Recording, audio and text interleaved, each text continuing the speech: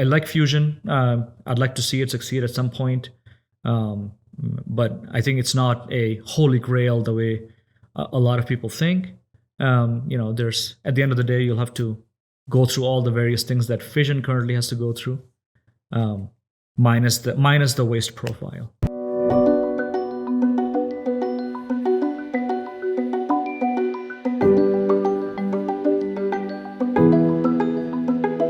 Hi everyone, welcome to the Curiosity Podcast, where we go deep on a wide variety of technical topics with the smartest leaders in the world.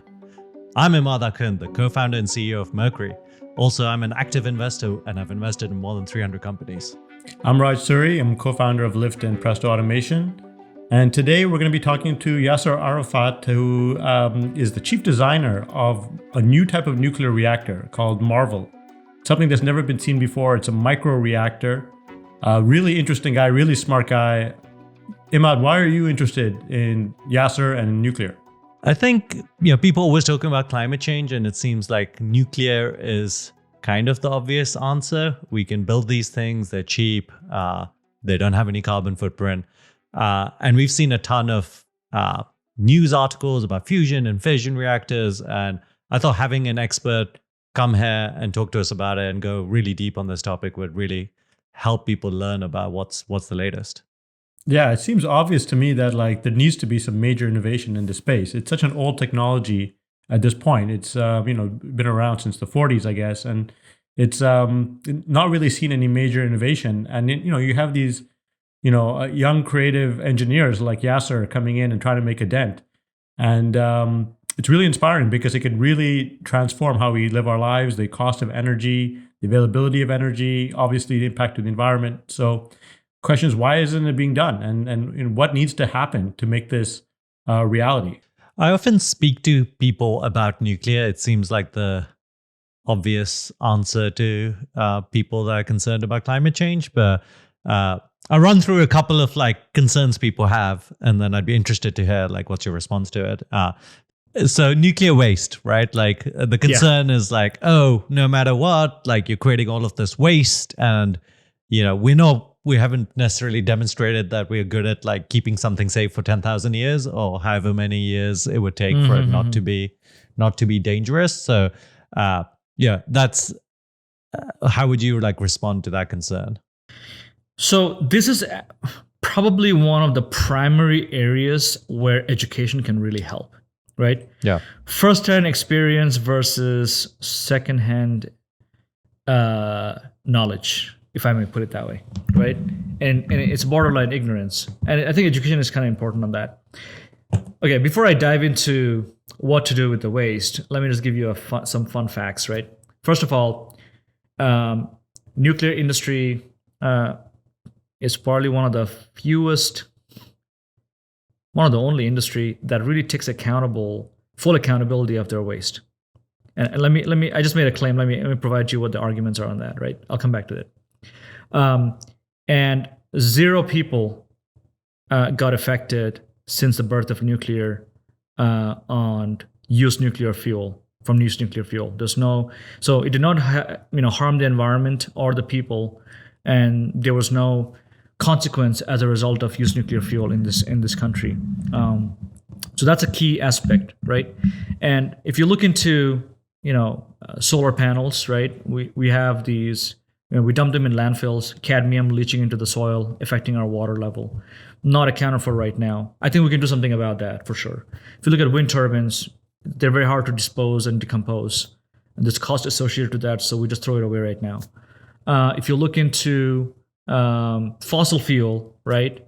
It produces a waste which is invisible, and it does not have immediate effect that we can see.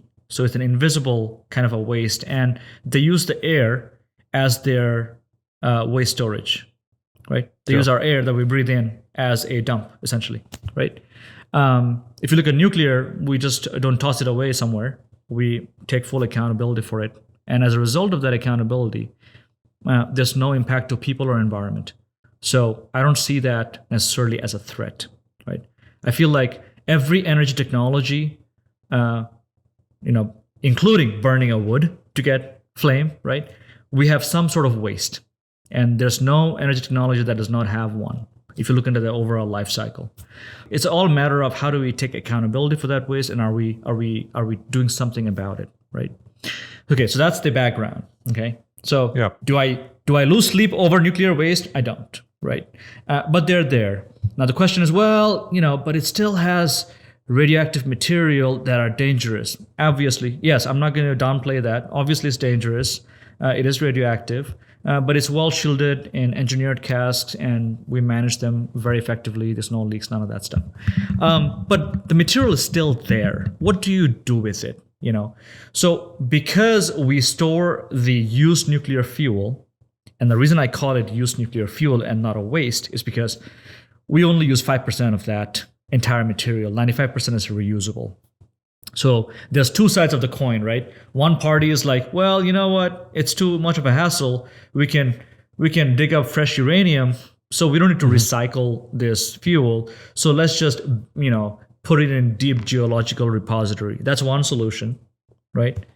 And the country as a whole was, starting to work on Yucca Mountain, and that got shut down, right? And then the other solution is, well, let's not throw it away because 95% is reusable. Let's actually recover that material, make new fuel for other types of nuclear reactors, like fast reactors, that can burn that waste. So that's also feasible. We can reduce that heavier actinides, which last for 10,000 years, down to hundreds of years, very effectively. But we don't do that today, but it can be done. So technically, that's feasible.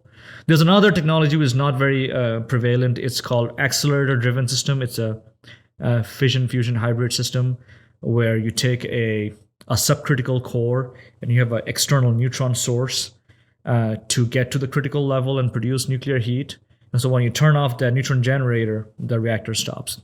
So it's a system that we don't, I don't believe there was ever any test reactor or something like that. It was mostly in conceptual level. I could be wrong on that, but I haven't seen one. So that's another technology that can be developed to incinerate waste. But fast reactors are probably easier to do that. You can get electricity as well as breed fuel and burn the heavier actinides. That's one way of doing it. So there's two sides of the coin, right? All right. So basically you would say waste, we're pretty good at like just holding it forever and it's no big deal. And even if we had a lot more of it, we could like burn it down to something that like has a half-life of like 100 years instead of 10,000. Okay. Yeah. And again, I think at the end of the day, it's really like a political problem, right? Technically, I think the solution is there. It's just a matter of, as a country, which direction we want to go. That's it's almost like actually like not just political, it's like a human psychology problem. It is. Like it is. A little harder. What about like a concern around like, let's say we have microreactors everywhere. Can someone, either nefarious state or a nefarious person, like turn them into a nuclear bomb or some sort of dirty bomb or something like that? The plain answer is no. Okay, and let me explain that. So there's the initial enrichment of a reactor fuel is important. Hence, like in the early days of nuclear, the commercial units were looking at low enriched fuel and not something higher enrichment. So to make a bomb, you need something like around 90+%. But for the commercial, use, I think, there's a limit because of that reason is proliferation risk, right? So everything is 20% enrichment or below. Now, if you think about microreactors, right? If you want to go and steal material from it, first of all, you have to have the material. You have to steal about, 2,000 or 3,000 of these to collect enough material theoretically to even make a bomb, right? First of all. Second of all, if they're operational, for you to access that material, there's so much shielding you got to strip away. And you can't really run away with that material if it's operational because it's radioactive at that time. So it's self-protecting in many ways from a proliferation perspective, right? For you to access that material, you have to break away all the things that prevents you from getting affected by the radiation between the material and you, right? So it's kind of self-capturing. And on the other hand, you also have to steal like thousands of these to collect even a small amount of material to make a bomb. So the proliferation risk, in my opinion, is like nil, right? If I was a bad guy, right? If I was a bad guy, I would probably find it much easier to dig it out of the ground, enrich it, and then make a bad nuclear weapon rather than trying to steal 2,000 microreactors. So I think the proliferation risk is kind of moot, in my opinion. By the way, nobody stole nuclear material today to try to build a bomb. By the way, just as a fact, because it doesn't make sense. We said nobody ever like stole nuclear material to build a bomb today. So how do they normally build a bomb? They just enrich like the minerals. I think they enrich the minerals and they have reactors to breed materials in them. That would, their breeder reactors would be probably the easiest way to breed. But again, that's public knowledge. That's usually how they would do it, I suppose. So has there ever been like a non-government entity who's built a bomb? I'm not aware of anyone, right? That would be pretty dangerous. Yeah, it's always government entities, whether right or wrong. I think it just takes like billions and billions, and the upside is so small that it's just not worth it, right? I mean, the upside for a terrorist group, it's not that small. I mean, like, no, you can't really do that, right? It's there's a lot of eyes in the world to make sure that nobody nefariously develops bombs, and if there is, there's not going to be bystanders, right? There's governments in place to identify them and eliminate those kind of activities. You said there's eyes. Like, how much space do you need to actually do it? Like, how visible would it be to other people? Oh, there are ways to detect. I'll tell you that. There are ways to find out. Nobody can just build something in their basement and go undetected. No. A lot of people I know are really support nuclear. They're like, hey, why don't we have more nuclear? It's crazy we don't have more nuclear, right? Yeah. I think there's other countries which are very nuclear powered, like France, maybe one, and some other ones, right? And they think it's crazy that we're not. So what can people do listening to this, like to actually help advance the state of nuclear in this country and other countries? We as an industry don't really do a very good job at providing education and learning and telling, the public what it is and what it isn't. I know there's been a lot of efforts over the last many years by various folks to improve on that, and that has changed quite a bit. But I don't think we're quite there yet. But there's a lot of, if somebody from the audience wants to go and learn more about nuclear, a lot of good resources available out there. You can go, there's a lot of good research from Department of Energy, from IAEA, which is the International Atomic Energy Agency. There's worldnuclear.org. I think is a good site for reference.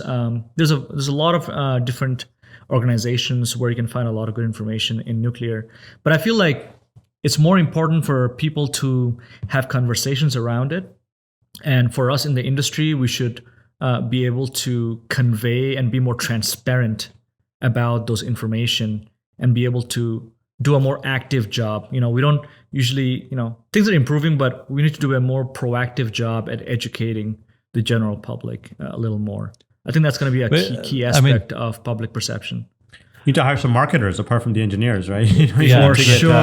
For sure. I'm super curious on your opinion on fusion. Obviously, we're seeing a lot of kind of announcements about it. Both I'm curious about, are these new announcements interesting? Do you think it's overhyped? Obviously, you're kind of very deep in fission. So what's your take on the other side? So first disclaimer, I won't claim that I know much about fusion because I don't. I'll just claim to know the basics. But I'll tell you this, right?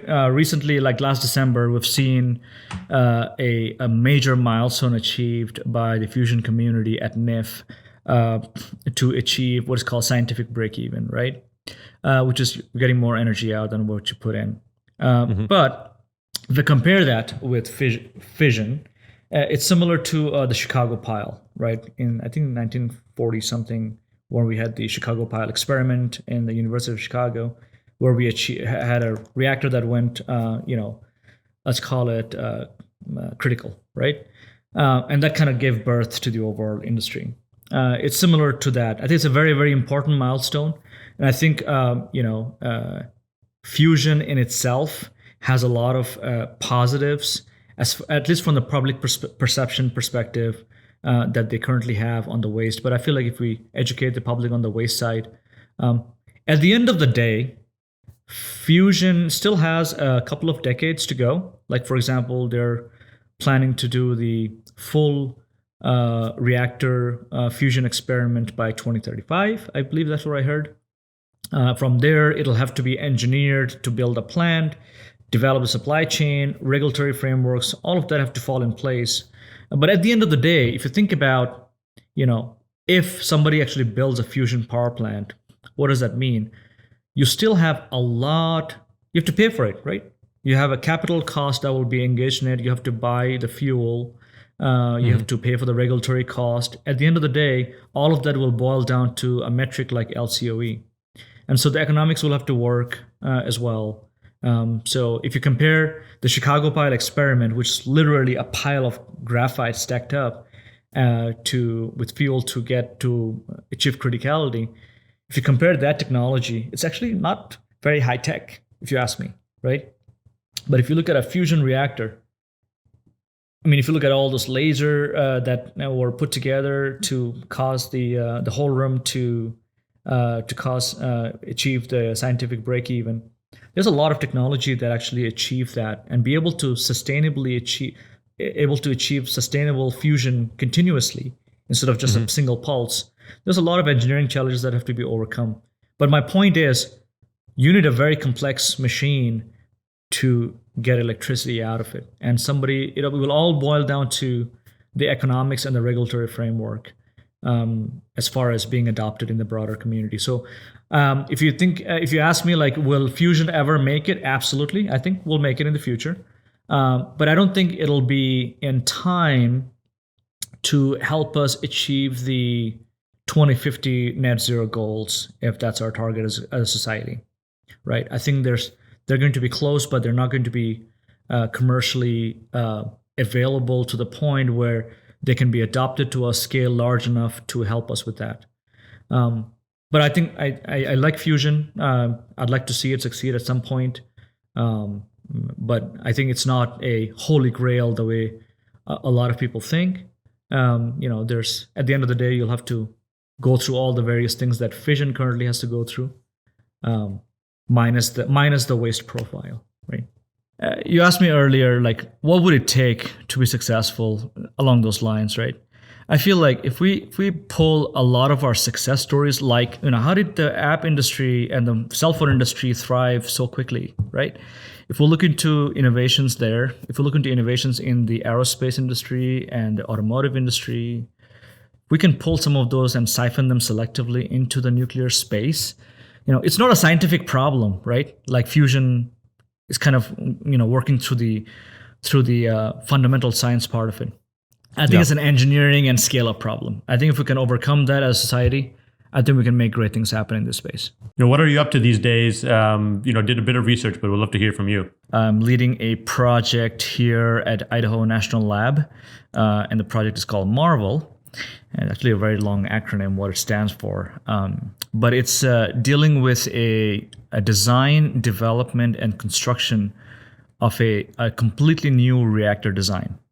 If you look into the history here, at the INL site, we built 52 reactors between the 50s and the mid 70s. So in 25 years, we had 50 reactors, and all those different tests kind of gave birth to, or helped the commercial nuclear industry kind of flourish, get all the data that they needed. And after that, mid 70s, we haven't really built a new technology here at the lab. So this would be the first reactor that we're building in about half a century. And if you look around the country, it's pretty much that's the timeline, right? Where for half a century, we haven't built anything new, right? So we are trying to change that. Why was nothing built for half a century? Yeah. That's a very good question. I think there's a lot of different things, right? If you look into the work that's been done in the 50s and 60s that really spun up the nuclear industry, and it's mostly, for the United States at least, we selected water-based technology as the main fission nuclear to commercialize. And various folks and companies came up with slightly different variations of the design, but at the end of the day, they're all water-based systems, right? Yeah, when you say water-based, you mean the coolant, right? Yes, that's what I mean. And there's a trend in the nuclear industry where reactors are categorized based on the type of coolant. Like it's a sodium cooled reactor, or a heat pipe cooled, or a gas cooled systems. Majority of our commercial systems today that you see that produce 20% of our electricity They're all water-cooled reactors. And it's not just for the coolant, but water also plays a role in moderating the neutrons, and it's used for reactivity control and a few other things. But primarily, its main role is to remove the heat from the nuclear fuel. So yes, that's what I meant. Like, what was Marvel's kind of coolant technology? Before I talk about the Marvel one, the challenges with water that currently we have in the commercial designs. I mean, if you look into water, right, you want to operate the plant at a higher temperature, but if you heat up the water beyond 100 degrees C, it boils off. So to prevent it from boiling, what do? You pressurize the system, right? So you pressurize a coolant that tries to vaporize at this operating temperatures. It's a universal solvent, so it tries to react with most things. There's a lot of, and it's also the moderator along with being a coolant. So a lot of the nuclear reactivity gets impacted by what's happening with the water. So there's hundreds of systems. In fact, there's close to 100 systems in a current light water reactor technology to make sure that the reactor vessel's happy, essentially, right? For Marvel, we're using a coolant. It's a liquid metal. So it's a eutectic mixture of sodium and potassium put together, and that enables both of these metals in that eutectic to be liquid at room temperature. So it's a liquid metal. It does not freeze over when it's at room temperature, so that's the benefit. But it has great thermal properties and neutronic properties. So because it's not pressurized, it remains liquid in the entire spectrum of its operation. You don't need to have a pressurized system. That's a benefit. What is the boiling point?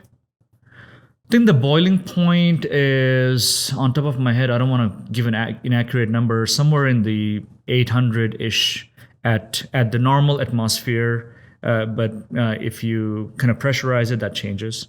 I think we have a slight bit of overpressure just to manage and maintain that boiling temperature. So it's adjustable. We're managing it around 800 degrees C for our operating pressures. So you don't need a very thick vessel either, because it's not a pressurized system. You're just having a big pot of essentially a liquid metal with fuel in it. That's the coolant that we're using for Marvel. So you were going through the history again of nuclear in the country. I'd be really interested to hear about that and what your view is on why technology has not changed in the last. There's so many aspects that impacted the industry, right? If you look into, in the 50s, right, in the middle 50s or into the 60s and 50s, that time frame, we were building smaller plants, and the majority of those plants relied on what is called defense in depth. So as utilities started to kind of wanting to have larger and larger plants, they started to scale these technologies up and push some of the barriers in performance that made the plant so large that defense in depth is no longer sufficient to maintain safety. So they start adding engineered safety systems, right? And that made the plants even more complex, more larger, and the cost went up. And so there's this whole trend in the light water industry that followed in the 50s and 60s and 70s, right? But then when the accidents kind of happened in Chernobyl, 3 Mile Island, because of the Cold War and its history, there was a lot of secrecy around the nuclear technology. Right, and then there was a rumor that the Soviet Union was working on nuclear power reactors, and that kind of gave the drivers for the U.S. to start their own power system. So they changed a lot of the thinking and mentality and policies from going from all secret about nuclear to something like, okay, now we need to share some information with the utilities, but we'll have to make sure that they use water-based systems, because that's what is most familiar with majority of the people. We understand water, right? Is it the best coolant? In my opinion, no, right? I think liquid metal might be a little better, but we use water because it's everywhere and we were familiar with it. And also the nuclear submarines were looking into water-based technology. So a lot of the history came from there. So most of the general public did not know about nuclear technologies until something bad happened, right? So when the accidents happened, it freaked a lot of people out. And there's, 3 Mile Island, even though the consequence was literally nothing, there was a lot of hysteria around it. And The 1979, right? So around the time exactly, frame that's we right, stopped working on 1979. nuclear. Yeah. That's right. And then in the 86, it was actually the year I was born, Chernobyl happened. And then that also added, stifled the industry. The regulatory framework became heavier. There's the cost of the largest scale power plants became more daunting. About close to 100 plants orders were canceled in the 80s because of various reasons. And so we haven't built a new power plant since the 70s. Is that right? I think the latest ones are in Vogel here in Georgia, by the AP1000 plants that are being built by Westinghouse, that just going online right now. In fact, we built, we as in the United States, our design, Westinghouse built a few plants in China, and there was 4 started here in the United States, and Vogel's completed. They're going critical and producing going through the ramp up and startup power. These are the first plants since 30 years ago. So it's been a while. You kind of said it in passing, but what's the difference between defense in depth versus engineered defense? So if you look into the safety of a nuclear system, we have not all safety is the same, right? So you have, so the way I categorize it is in 3 groups. First is inherent safety, meaning the physics of the material properties is such that it's inherently, it will not let you exceed those limits. And I'll give you a couple of examples of that. For example, university trigger reactors, right? You insert a lot of reactivity into the system, and what happens when you insert a lot of reactivity, temperature climbs up, right? And as temperature tries to climb up, the physics of the fuel gives a strong feedback to the reactivity and automatically, kills provides a strong reactivity very promptly to lower the reactivity again. So nobody has to flip a switch. Nobody has to turn on push a button to turn the system on or off. It's like, thermal expansion, right? If I heat up this object, it's going to thermally expand. Can you prevent it from expanding? No. As temperature climbs up, it will try to expand. It's a very similar phenomenon called Doppler that takes into effect. That's an inherent safety, for example, right? That, in my opinion, is the best type of safety because no force in this world can stop it, right? And failure modes are almost non-existent in those areas. The second category, which has a very high reliability, are called passive safety. Meaning you're using not engineered systems, but you're using forces of nature to do, let's say, for example, cooling, right? If I have a pot of water and I drain the water by gravity, not by a pump, by gravity, and it's cooling a hot object, that's a passive design, right? So we're using laws of physics to engineer it in a way that has higher reliability and lower failure modes. And then finally, the last category is engineered system. You're basically having, let's say, a pump or a blower blowing in water or air to cool something down. If the pump fails or the control system fails or the power goes away, your system fails. So there's failure modes are very widespread, right? So when you look into, safety systems that are attractive, you would want to resort to inherent safety first and passive safety next. And then if none of those are sufficient, then you go to engineered safety, right? So when it comes to defense in depth, we think about like leveraging the first 2 categories as much as possible and not rely on additional engineered safety systems to make your plant safe.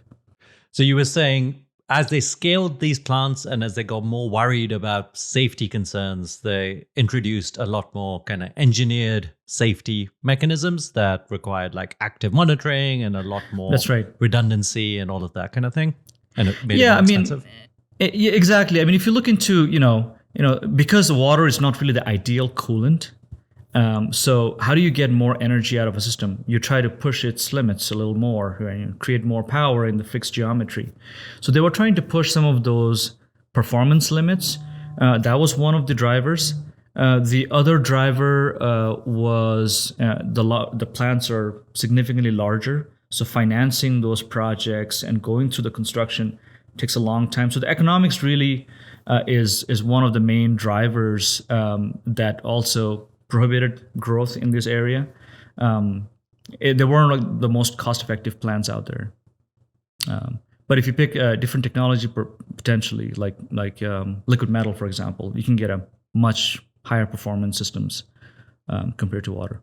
I guess like if you go back to the history, you were saying, okay, the plants got bigger, they became like an engineering problem. There was a lot of kind of worries about is there going to be another failure, etc., and that kind of paused things for 50 years. Were there any other factors, and then what's changed recently? What's changed recently is the demand. So back in the 60s and 70s, there was a lot of demand for growth for electricity production, and so nuclear was a thriving technology at the time, and it was reliable, and we could there was a lot of attractive factors there. Because of all the let's say canceling of all the orders in the 80s and some of the public perception change, there's been no additional growth in that area for a few decades. Now, as people are getting more educated about various forms of energy, and there's this concern about, hey, we can't continue on burning fossil fuels because we're essentially having a profound impact on the future of the climate. And there's if you look at the IPCC report, that has some dire consequence laid out, even if we continue on this trend in the next few years. So energy demand is going up, number one. I think there's a concern about climate crisis. That's number two. There's also a new driver, I think, especially after the whole Russia war in Ukraine started, the whole energy security aspect, right, is becoming a more and more important factor. I think those three in combination, we're seeing a lot of support back to nuclear, and a lot of the environmentalists who are kind of anti-nuclear, and not because of nuclear itself, because of its association with weapons program, essentially, right? They started to learn about, hey, it's actually not a bad technology. It's it has its shortcomings, but they can be overcome and managed.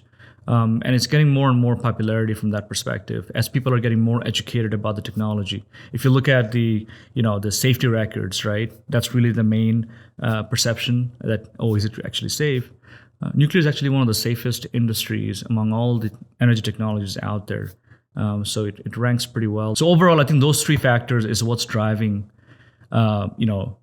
renewed interest in nuclear energy. I mean, there's always, solar and wind and other renewables, but because of the intermittency, we're like, well, we're kind of like exceeding the limits where we might make the grid unstable. We need something that's more available all the time, and not when the sun shines and the wind blows. We can't have overcapacity is not the solution. We're not having a scenario where we can have, economic amount of batteries installed with solar. We're not to that point yet. So all in all, I think people are getting more and more comfortable at the idea that, hey, nuclear is a safer technology. It's a green technology, and we're not having emissions, and it's available all the time. So all these, things weighed, is getting a lot of traction these days. Does it worry you though that always happens until the next disaster? Like there's always something happening. I mean, with nuclear, there's going to be something every 20 years or something like that, right? Like there was Fukushima, I think, a decade ago or so, right? And that just stops all the progress. And the problem with nuclear is you need a long period of time to get up and running, right? Like there's like it's not like you can flip a switch and your power plant's up and running. So it's like you get all this momentum, and then something happens, and then a decade is lost, right? Is that yeah, that's true. So if you look into, if you compare all of the technology sets, right, especially fossils, and you compare with nuclear, nuclear is relatively a young technology, relatively speaking, right? It's only about 70 years old versus 200 years for fossil. Well, we've been burning fossil since humankind was, learn how to burn wood, right? But to really use it for industrialization, that's about 200 years, right? So relatively nuclear is a younger technology. And if you look into some of these accidents, these happen to plants that are really the first versions of nuclear systems deployed in the market, right? Even the utilities didn't know, some of how to operate some of these plants and what are some of the consequences at that scale. These plants were designed back when computers were not even prevalent. Imagine how the actually predicted some of the nuclear system performance and built whatever margin they could to have these systems operational. Right now, we have modeling simulation tools that can predict every single physics and the interrelation of those physics to a point where, you can really hone down on, how safe a system can really be. Mm-hmm. So that's one thing. The nuclear safety culture that, the industry has brewed over the last few decades has been a very, very strong one, to the point where, we don't worry about, we don't wait for something to happen. We give so much safety thoughts in all our design, actions, licensing, testing, operation, performance, every aspect of the entire development chain, that we really take that very seriously up front, so that there's no latent accident later on. So that's another aspect. The third one is, if you think about, there are really other technologies that are much, much safer than some of the current plants today, which does not require engineered safety systems. So I feel like, some of the advanced reactors, which we call them as Gen 4 systems or advanced reactors, they really focus on, technologies that does not need so many engineered systems, that are inherently safe, that could use passive safety for cooling and things like that. So potential of accidents are, Was Marvel a Gen 4 project? Yeah, I think so. So anything that is non-light water reactor based is deemed as a Gen 4 system. It is a Gen 4 reactor, but it's a microreactor, right? Yeah. So if you use liquid metal, you talked about it's not under as much pressure and it's easier to engineer. Is there something inherent beyond that makes it just way safer? Yes. So there's few aspects. So I defined the inherent safety, passive safety, and engineered safety before, and the way we designed Marvel, we wanted to, it was going to be the first ones, not in just new nuclear technology, but it's a test reactor for all generally for microreactors, right? So it's a small microreactor, but we wanted to make sure that these systems were so benign that they're as safe as university research reactors. If you look around the United States, there's a lot of schools that actually have nuclear reactors in their basement. And they're so safe that we let our students operate them. Have you ever heard of any accidents happening in university research reactors? No, there was none, right? So we don't even think about it. We send our kids there to school, right? So if you look into, what makes those systems so safe, so we try to learn from, for example, if you look into trigger reactors, which are traditionally research reactors, they use a fuel called uranium zirconium hydride. That's the same fuel we use in Marvel. What's special about this fuel?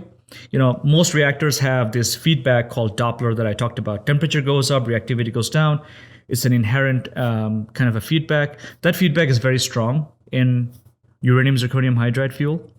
The other aspect that is kind of unique is that, now I'm getting into all the nuclear physics stuff, right? So if you have fuel very close to the moderator, right, which in large water-based systems, water is the moderator. So the neutron, when it's born, it has to travel outside of the fuel pin and see the water to get moderated, right? In Marvel, the fuel and the moderator is so intimately close by that as soon as a neutron is born, it actually sees a lot of moderator hydrogen atoms around it, right? And so when the temperature really goes up, there's this weird phenomenon. The hydrogen atoms start vibrating, and they in turn changes the energy spectrum of hydrogen. So instead of being a thermal neutron, they all of a sudden become a fast neutron. So they escape out of the fuel pins, and you have a lot of leakage. And if there's absorbers, they get absorbed in them, and so all of a sudden your reactor turns down. So Doppler and this effect combined gives you a very strong reactivity feedback, where if you add, in university reactors, we tell the students, hey, the control rods operate a nuclear reactor, pull them as hard as you can. And then we see a nice pulse, but no temperature rise happens. No, nothing gets leaked. Everything's benign, no overheating, no melting of cladding. So that's the same kind of feature we try to pull into Marvel. So if we accidentally add, a bunch of reactivity into the system, there's no consequence, right? That's one inherent safety that we pull into Marvel, which is extremely, extremely key to our overall safety portfolio, right? But this already existed in university reactors, right? Yes, but the key difference is university reactors are low temperature. They're almost running at, near room temperature. They're not high temperature reactors, but Marvel is a high temperature reactor. But is that new? I don't think so. We've had other reactors in the past that were using NAC, like Marvel, and they use usoric hydride. In fact, if you look into the space program, the SNAP 10A reactor, that actually is the only reactor we flew in space from the United States. That was a usoric hydride fueled, NAC cooled reactor system. Is there a reason that you can't scale a usoric hydride reactor to like a kind of a big city scale reactor? I think you can. Just like most nuclear technologies, it's scalable. I think some technologies it does not scale very well. For example, heat pipes. They only you can only build smaller reactors with those, but you can't really scale them up to, like, let's say, SMR megawatt. Several hundreds of megawatts or 50s of megawatts. You can't really scale it to that level. But most reactor systems and technologies are scalable, and Marvel is no different. In fact, this fuel was investigated heavily by industry to be used in commercial reactors, but it was not compatible because in commercial reactors we use a cladding called zirconium. But if you use the same cladding then in usoric hydride fuel, the hydrogen will get into zirconium very quickly and embrittle the cladding. There's a few other. It was not fully compatible within the LWR systems and had the same level of performance as UO2 fuel does. So it was never really adopted. But for a liquid metal and with the same kind of materials that we're using in Marvel, it's, we can certainly scale it up to larger systems. The liquid metal lets you kind of scale up usoric hydride fuels, and that gives you like this kind of passive safety system. Is there any other benefits with the liquid metal that gives you like kind of difference in depth? So it's chemically compatible with the fuel, the cladding, the liquid outside. They're all compatible to one another. So that's why we use it. But liquid metal, the main purpose is not because of UZRH. The reason why we like liquid metal, for example, is because of its two main properties. Right? Well, three, actually. First, it's very friendly to neutrons. It does not get absorbed by neutrons as readily as some of the other coolants. So it's almost transparent, even though it has some absorption that happens. But it's very good to maintain a neutron economy. So neutronically, it's very compatible. The other, from a thermal perspective, which is its main role, is to remove heat. So in a nuclear reactor, no matter what kind of nuclear reactors you're dealing with, right? You have heat generation in the core, and you have heat removal from the system. Managing these two is really what makes a system safe and operable, right? If you can manage the cooling and the heating properly and you have full control over it, then it's a pretty safe system. And things don't boil out, you don't lose the coolant, you have a method to remove the heat. It's all about heat management, right? So what liquid metal does is, because of those two key properties, is thermal conductivity and specific heat. So because its specific heat is high, meaning it can take a lot of heat without raising its temperature too quickly, right? So that's very important. It's a lot of good thermal inertia. Second, it is highly conductive. So its thermal conductivity is very high. So heat capacity is high, thermal conductivity is high, meaning if the fuel heats up rapidly or whatever it is, this liquid can conduct the heat away very effectively, and it can hold the heat very effectively without raising temperature too much. That combination helps you have a very compact core, have a high density system, and you have a lot of margin to remove heat effectively from the system. Marvel is not driven by any pumps, for example. It's driven naturally. So we have heat removal on the top, heat generation on the bottom. And if the liquid gets heated up, it gets a little, it goes through lower density, it rises up. And if you remove heat from the top, it sinks down. So a single riser and 4 downcomers gives you that natural circulation. So you don't have a pump to drive the coolant, right? Is there not an active system at the top for the coolant? Like no, it's not. Just like literally like heat sinks or something? No, I mean, we have Stirling engine on the top to extract the heat to make electricity. But even if you wipe away the Stirling engine, the system can still go and remove heat rapidly from the outside of the vessel, because we have enough surface area to volume ratio to remove the heat by just dumping the heat to the ambient air and cooling the system down that way. So that's cool. Anyways, so we analyzed Marvel for all of these extremely,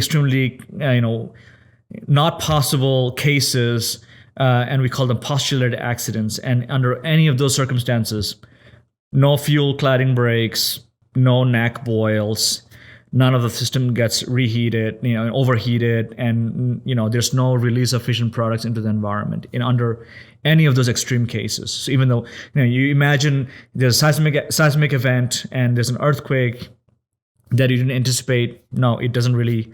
It still has a coolable geometry.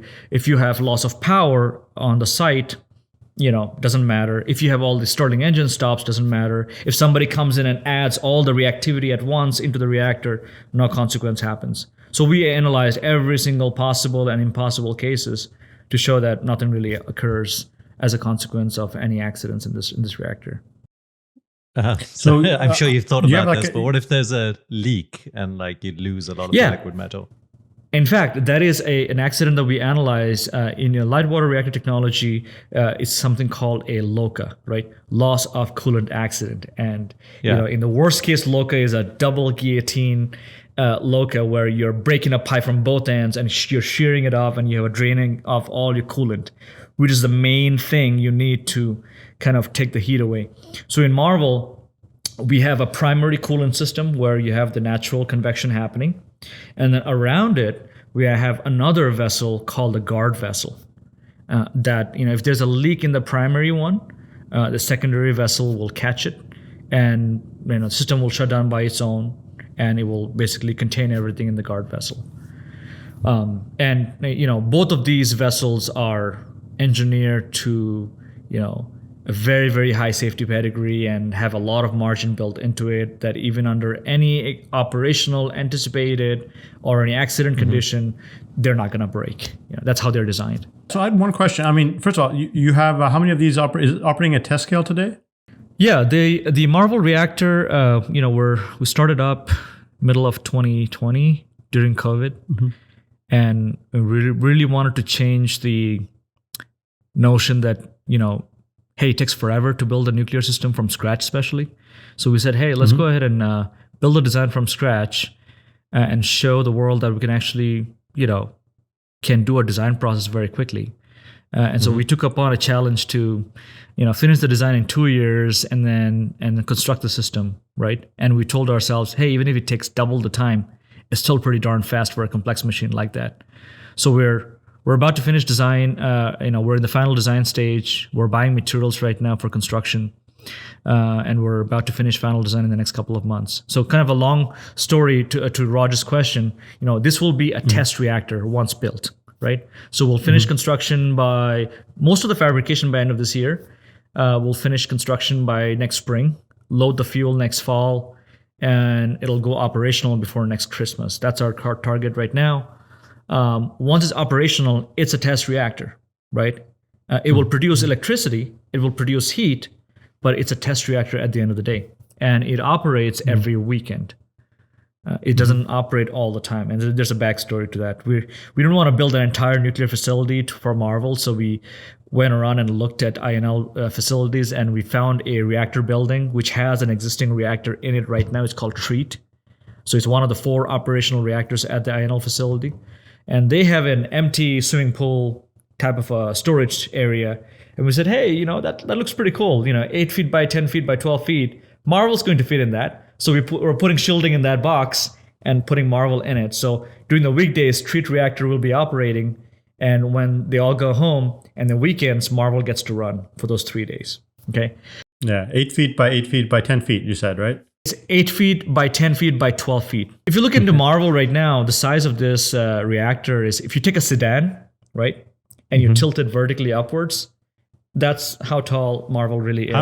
How many houses could it power? Like how many if it was fully operational? So Marvel is at 100 kilowatt thermal right now, and it's a very small power rating, right? We didn't want to build a full-fledged microreactor, but it's a 100 kilowatt thermal, a 20 kilowatt electric. So you'll probably power like, a couple of homes, right? But not a entire community. Or, if you look into the equation, 1 megawatt can power roughly in the United States between 400 to 500 homes with a 1 megawatt electric. So we're producing 20 kilowatt electric, right? So it's a very small amount relative to other microreactors. But we didn't want to build something so large power output that it becomes a daunting task, because we haven't done this for half a century. We didn't want to make it too big, or we didn't want it to make it even too small that it won't look like a microreactor anymore. So 100 megawatt thermal was kind of our fine balance. But if you take this exact same system and you add a pump to increase the flow rate just even a little bit, then all of a sudden this system, without changing anything, becomes a half a megawatt thermal system, which can power, generate about, if you take 33% of that, it's about, 150, 200 kilowatt it can generate with this existing system. And the core is very tiny. It's like about 10.5-inch wide, and it's about 2 feet tall. That's really the size of the core. Why do you take 33% of that? Is that because of energy loss and distribution, or?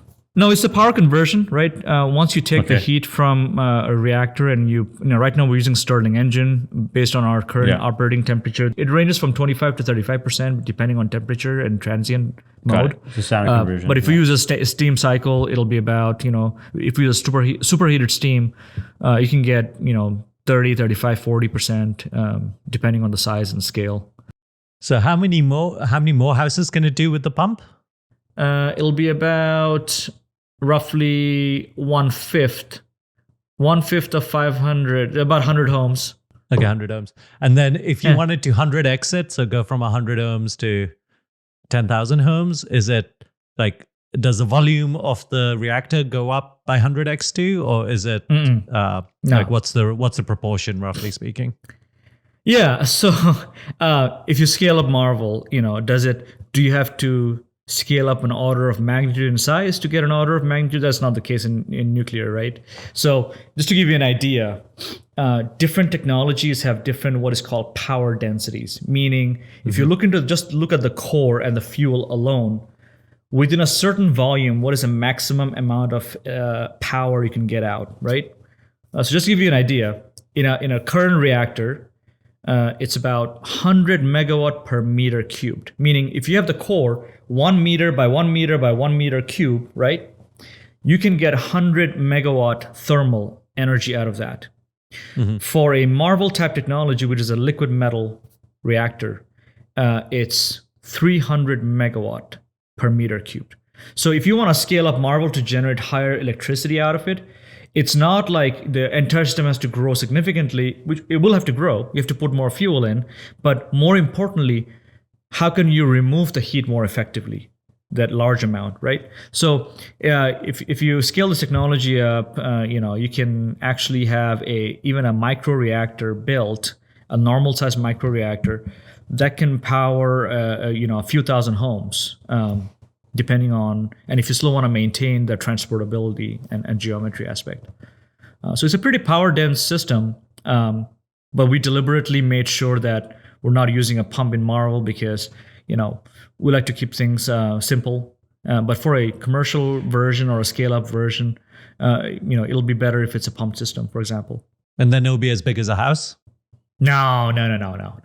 So if you think about like a 20 megawatt thermal system that can make tens of megawatt of electric power, which can power let's say about 5,000, 6,000 homes, it should fit in a regular ISO container, roughly speaking. Got it. So it's a small system. So, what's the grand vision here? I mean, if everything goes well, walk us through the next decade. I want to answer that question, but there's a little bit of context I want to develop here. So why are we doing Marvel, right? So if you look into the commercial industry right now, there's various microreactor developers, coming up with their own designs and developing their technologies. So the reason why we're doing Marvel and the reason why we wanted to do it fast was because, if you look into the customer and the market, right? We don't have microreactors in the commercial space. Nobody knows what they are and how they operate, and can you walk around it? Can you eat a sandwich around it, right? How safe are they? That kind of stuff, right? We can talk about it all day, but it's more impactful when you can actually demonstrate that. You can actually bring customers to the site and say, hey, look, this is a microreactor, and I have 2 operators, but they're not doing much. They're just sitting around. You need very little training, and you can walk around the system and and have a picnic, just outside the fence, and nothing really happens. You're not getting affected by it. So demonstrating a technology has a much profound impact on adoption, right? So we're saying well, we don't have to be the exact same technology as some of the other developers. We'll pick our own, but we're learning because all the folks that knew how to build and design reactors are either retired or passed away, right, from the 60s and 70s. So we're trying to reestablish that resource pool. Anyways, we're trying to basically come up with a system that we can actually demonstrate to utilities how that's going to work out. So from time to time, we share what we're learning in Marvel, because we're going so fast. We're every 6 months or 12 months or so, we have these webinars that we share, and we invite all the commercial industry and tell them, hey, here's what we're running into on NEPA. Here's what challenges we're dealing with supply chain. Here's how we're making fuel. Here's how we actually go through startup. So a lot of the things that we're doing, we're sharing those lessons learned with industry developers. And there's a lot of things that are common across the board, right? Regardless of technology. So the idea is, if we can share these lessons learned to industry as we are going through the Marvel test reactor, they can learn from it and reduce their risk, and they can get to market faster. So when you're asking me, what's the next step here? I think there's a lot of moving pieces, right? I think the commercial industry, we want to see some of those systems in the commercial space. Next thing would be, to make them economically viable and be able to compete with other technologies. The first of a kind is always a bit more expensive, but as you learn how to bring down the cost, then you can approach a much broader market. How do you define the cost today? Is it like a per megawatt type of cost, or how do you do it? So there's different metrics. The most common one is levelized cost of electricity, right? It's dollars per megawatt hour or cents per kilowatt hour, whichever one you want to use. Mm-hmm. But typically LCOE, and I know some people, they don't like the metric LCOE because it does not take into account, resiliency and other factors that are important to a grid. But purely from a cost perspective, LCOE is not a bad metric. So right now, if you look into the national average, it's about 9 cents a kilowatt hour. It ranges all the way from, the highest I think is in Alaska, where we have 25 or 30 cents a kilowatt hour. And the lowest is in Idaho, where I live right now, is 6 cents a kilowatt hour. And there's everything in between there. That's the generalized cost of electricity, including all types of electricity, right? Yes, and essentially what the wholesale market charges right now, and that's the metric that we can use for every type of energy technologies. Is how much dollar do I need to put in as a cost for the initial investment, as well as operating those systems. And in nuclear, we have an added one, which is you also have a small cost associated for disposal and storage. So there's a cost kept aside for that as well. So all of those, the entire life cycle cost is captured into it. Fuel cost, operation, maintenance, CapEx, all that boils down into the LCOE number. What does nuclear get the cost to? I think it varies. I think the existing power plants, I'm not sure exactly where they land in. But I think the number that all the advanced reactors are shooting for is between 6 to 9 cents a kilowatt hour, I believe. And So there pretty are, cheap. yeah, I mean, you have to, yeah, the economics have to flush out. So here's the deal, right? So for the large scale power plant, economies of scale is what helps you, right? So the bigger you make, you're not doubling the size to get double the power, right? You're increasing the size a little bit just to get double the amount of power. So economies of scale really help you. But as I mentioned, things get more complex. You have to add more systems, and the construction become longer, and the financing cost, because of the higher amount of financing you need, is much higher for a large scale power plant. Even the utilities are like, you know what? I'm not too sure we need that large of a power plant anymore. Would much rather have smaller systems that we can finance easier. We don't have a lot of the cost and construction risk the way we see in larger scale power plants. So microreactors, they're in a completely different scale of trajectory as far as how we can reduce the cost, right? So we as a country may not be super great at mega construction, and I'm going to tell you that we're not there. But as a country, what we are really good at is building things in factories. Okay, look at cars. We're good at that, right? Jet engines, computer chips. If you're in a factory setting, you can take advantage of using the same assembly line to continuously make the same product over and over again. Learn from it. You have the same staff that is making different pieces, same equipment that's making different pieces. It's not project basis, it's product basis, right? So our hope is that microreactors are small enough, like the size of cars essentially, or jet engines if you go a little larger, that you can actually build them in factories. And we actually did a recent study at INL, and because we have Marvel data at hand, we said, okay, let's take Marvel as an example. If we take this reactor and I use this bottle for Marvel reference, but if you take Marvel, right, and you want to build a factory to make these, how much does the cost really go down? Just for the machine, not for the fuel or anything else, right? So we did a very detailed analysis, like 8,000 steps, 3,500 parts, ground, level by level. We used an automotive industry company to model the whole thing up for us.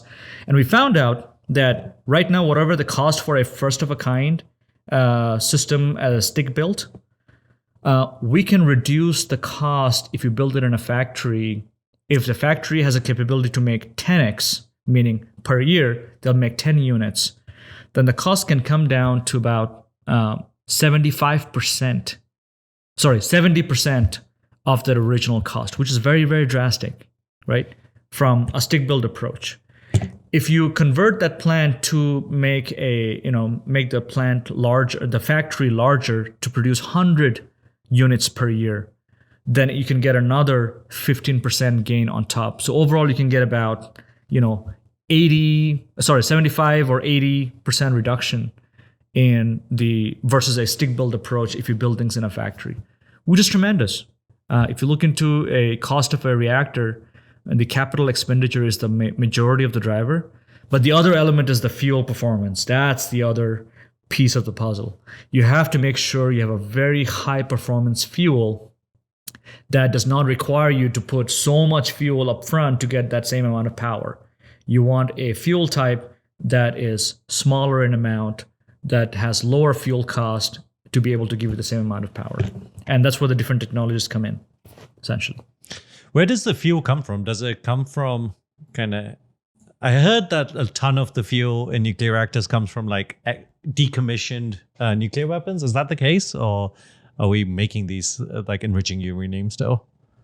For commercial nuclear industry, we basically get them from the ground. We mine them, and then we extract the right chemistry out of it, and then we enrich them to improve the U-235 level up. And then they get converted basically in a UF6 form. And then you take that UF6, uranium hexafluoride. You take that and convert that into uranium oxide fuel, right? So you have mining, conversion, enrichment, fuel fabrication, and then you get fuel pins made out of UO2 for commercial water-based light water reactor technology. There is a program where, in Oak Ridge National Lab Y12 complex, where there's an effort to downblend the weapons stockpile and, make it into essentially HALEU, high assay low enriched uranium. So you take a weapons grade uranium and downblend it to like less than 20%. And that material can be leveraged for various, test reactors, for example, like Marvel. We use Y12 material to make user hydride fuel out of it and use it as a test reactor. There's some material that can be leveraged for this initial set of demonstrations or test reactors, but certainly not a source that we can rely on for forever. So they essentially come from the ground. And we have to rely on the commercial nuclear industry to get up to that level to support the advanced reactors. And again, that's another issue, right? For advanced reactors, a lot of the companies are relying on high assay low enriched uranium. It's called HALEU. Right now, our enrichment is between 2.5% to around 5%. That's the range. But those advanced reactors most of them are looking into 19.75%, and we have to have that enrichment capability the country does not necessarily have. So there's a lot of investments going on in the DOE, in the private industry to establish that commercial supply chain for HALEU enrichment. I think that's a missing puzzle there. We need to make sure that established in the country. And there's also the different fuel forms, right? At the end of the chain of making fuel, some people use TRISO, so you need a fuel fabrication facility for TRISO. Some folks use metal fuel, uranium metal fuel with some mixture of other metals as an alloy.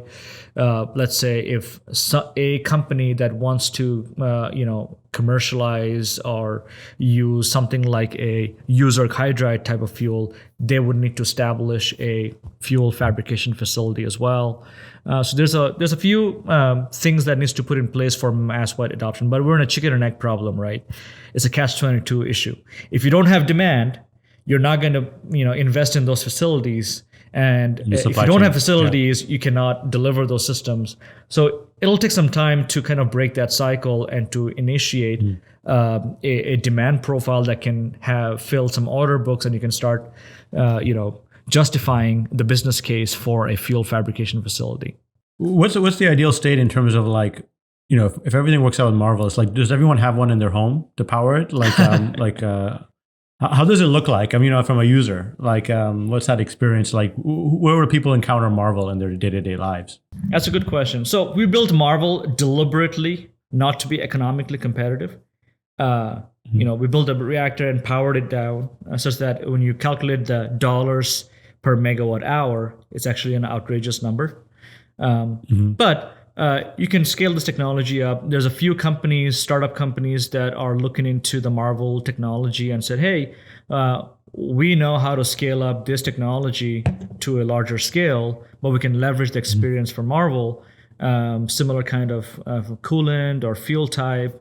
And so there's some interest in the commercial space to take this technology and scale it up, and by making their own modifications that they have in mind.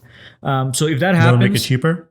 Yeah, I think if that happens, you'll find maybe commercial derivatives of the Marvel reactor in the future. But as I mentioned, there's other technologies that are being developed right now by various companies in the market. If they actually are successful in getting a license from the NRC and to build their technologies economically, then we'll see those powering communities or campuses around the country. So it's a matter of, at the end of the day, right, everyone's struggling to get to the first demo or the first reactor, but that's not success. Success is, from that point, can we deliver a commercially viable, economically viable unit that looks attractive to a utility. Said, okay, instead of a gas turbine or a on-site coal plant, I'm going to use a microreactor because they're available all the time and they're cost effective and they emit zero carbon. So great, I'm going to buy those systems, right? But if you have no emissions, they're safe, and that's a must. No, the NRC will not license a system that does not meet their high safety pedigree criteria, right? They are there for that reason. So definitely, if you see a system built, even if it's a test reactor, it has to go through all the metrics of safety performance before so that's a given for everybody, right? Yeah. So, but at the end of the day, if you're not economically, viable, you're not going to see that growth beyond that initial demonstration to beyond, where somebody would buy your technology over something else, right?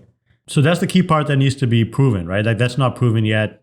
There's some ideas on how to do that. Is that right? That is correct, because that everyone's hoping on learnings from other industries, right? We know if we build things in a factory, we can manage the cost, we can manage the schedule, we can manage the delivery, cost, right? So that's somebody's to demonstrate that, but it's not been done yet, right? So that's the part that's where the entrepreneurship comes in. That's the entrepreneurship that comes in, exactly. Yeah. We're counting on those entrepreneurs to really show that scalability and cost competitiveness by driving down the cost ultimately for mass adoption. It's exciting to hear you speak, Yasir. It's really no, of course. You know so much about this space, and you're innovating in a really, really difficult space. That is really inspiring. I appreciate it. Thanks very for having inspiring. me.